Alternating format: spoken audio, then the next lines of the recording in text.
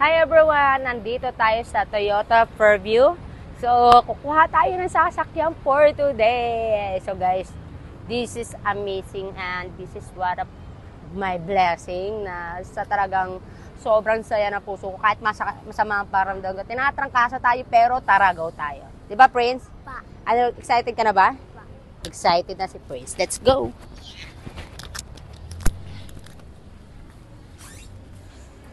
Hi Kuya, ano siya si Ma'am Sab? Papasignin kita ng 3 specimen signature lang. Bawat page. Iba yun, dyan ah. Charis. So guys, ready na tayo. So I'm excited ako kahit nilalagnat ako.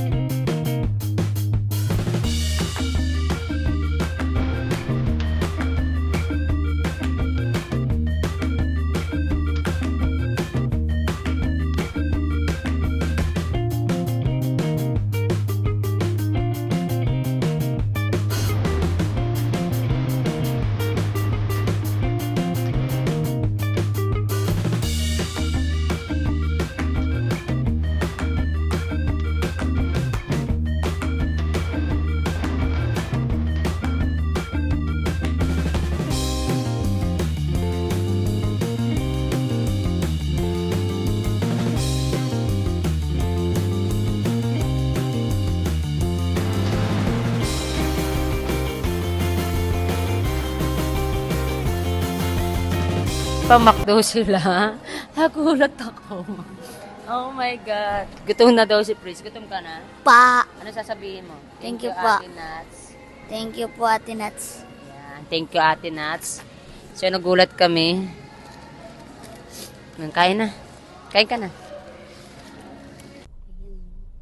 Papark tayo. Ikaw ma'am, kahit hindi na. Sige, sige. Kukunin lang natin yung gamit. Sige. All of the things I do. I like the view. You do? Yes. You're my best view. Me. Yun na nga. Sobrang thankful ako kasi this is one of the blessing for me. And this is not my imagine na after 5 years magkakaroon ulit ako ng bagong car. Actually, may own akong car.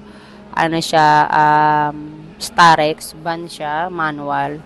So, doon ako nasanay bago ako natuto. And then nga, ito naman matic naman ginawa natin, brand new. Yun ay second hand.